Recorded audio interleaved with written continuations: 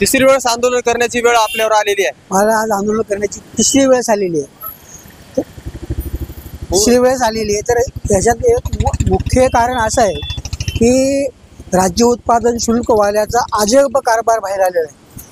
मी 17-18 पासून दारूबंदीच्या प्रकरणामध्ये सक्रिय काम करतो। 21 पासून एक सुरेश चिपुरे नावाचा नवीन बार होत असताना त्याला आम्ही विरोध केला आणि पहिले बारला सुद्धा आमचा विरोध होता, पण स्थानिक ग्रामपंचायत यांनी त्यांना सहकार्य केल्यामुळे ते कुठेतरी थांबलं होतं। परंतु सुरेश चिपुरेचा बार हा विरोध करत असताना एक्साईजवाल्यांनी दिला 15 लाख रुपये घेऊन दिला। यानंतर त्यांनी आंदोलन चालू असताना ते चालू करून दिला। माझा प्रश्न आहे, 15 लाख रुपये घेऊन एक्साईजवाल्यांनी सुरेश चिपुरे, त्या 15 लाख रुपयाचे आपल्याकडे काय पुरावे आहेत?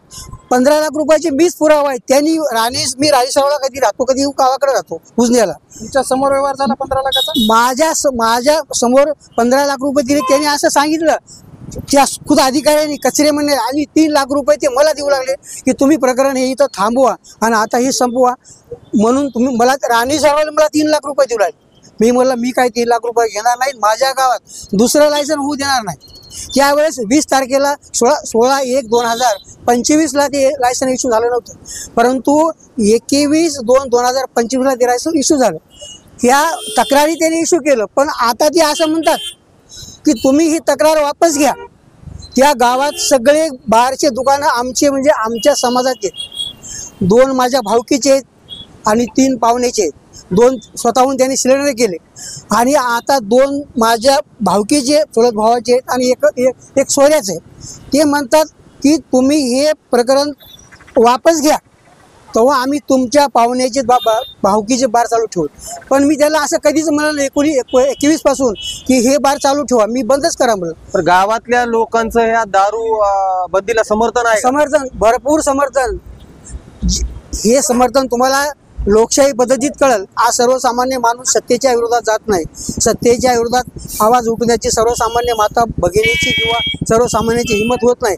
ज्यावेळेस लोकशाही पद्धतीमध्ये ती पाहण्याची गरज पडेल तेव्हा माझ्या गावचा समाज, सर्वसामान्य माणूस तुम्हाला अवश्य दाखवून देईल की किती समाज माझ्या पाठीशी आहे। आज आपण या ठिकाणी तिसऱ्यांदा हे आंदोलन करता, मात्र गावातील तुमच्या व्यतिरिक्त नागरिक किंवा महिला या आंदोलनामध्ये तुमच्यासोबत सहभागी नाही, याचं कारण काय? याचं कारण असं आहे साहेब की तिथं सत्ता त्यांची असल्यामुळं ते एक तर सत्तेत असणाऱ्या माणसाला भितात आणि त्यांना मी सांगितलेलं आहे की मला एकट्याला आंदोलन करू द्या, तुम्ही येताल इथं कायदा सुव्यवस्था प्रश्न निर्माण होईल, माता भगिनीला कायदा कळत नाही, कुणाची तरी चूक होईल आणि ह्या आंदोलनाला गालबोट लागेल, म्हणून त्यांना सांगितलं की तुम्ही येऊ नका, मी एकटा काफी आहे।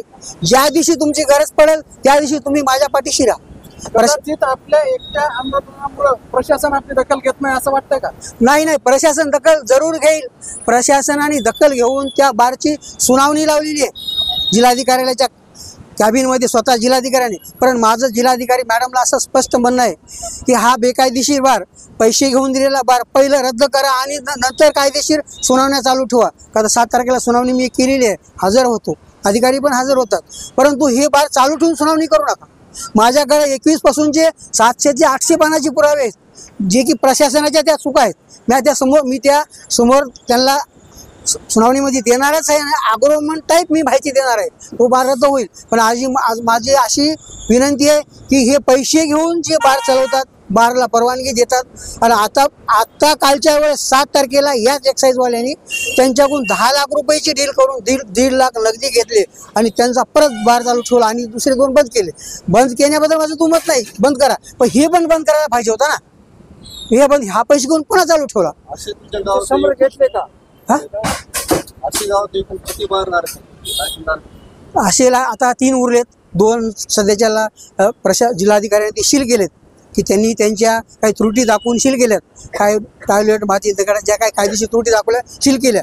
आंदोलनामुळे सील नाही केल्या, कायदेशीर सील केल्या त्यांनी, पण तो आंदोलनाचा भागच आहे। आंदोलन केलं म्हणून त्याला ते कायद्यावर यावं लागले आणि ह्या दुसरा जो बार आहे पैसे देऊन परत त्यांनी चालू ठेवला। एकट्यानं वारंवार आंदोलन करण्यापेक्षा एक व्यापक स्वरूपात मोठं आंदोलन का उभा करत नाही? व्यापक स्वरूपात आंदोलन उभा होईल। माझ्या ही सुरुवात गावची गोष्ट आहे, ज्यावेळेस ह्याचं लोन प्रत्येक गावामध्ये, प्रत्येक खेड्यामध्ये, प्रत्येक खेड्यात जा, दारू बंद करण्याच्या मानसिकतेचा काही समाज आणि काही प्रवृत्तीचे लोक असतात, तोच आज आपल्यासमोर दिसत नाही। तोच समाज आज आपल्यासोबत दिसत नाही. नाही दिसत नाही, येईल साहेब. सबर का वारंवार अधिकाऱ्यांनी पैसे घेतल्याचा आरोप करतात, त्याचे आपल्याकडे काय पुरावे आहेत? माझ्याकडे पुरावा आहे. मी एक पुरावा आहे का, तर मलाच पैसे द्यायला ते तयार होत आहेत. आणि दुसऱ्यांदा जे 1.5 लाख दिले, त्या 12 वर्षाचा मुलगाच आहे, त्याचा आज ऍक्सिडेंट झाला, दवाखान्यामध्ये ऑपरेशन झाले, त्यांनी स्वतः 1.5 लाख रुपये दिले. त्याचं सुद्धा त्याच्या मुलाचं म्हणणं आहे की बार कॅन्सल व्हावा. तर आज या तिसऱ्यांदा आंदोलनाच्या नंतरही जर आपल्याला अपयश आलं तर पुढची भूमिका काय असणार? माझी पुढची भूमिका 2-3 तारखेला माझं परत कलेक्टर ऑफिस समोर रात्रंदिवस 24 घंटे आंदोलन असणार. 24 घंटे पाऊस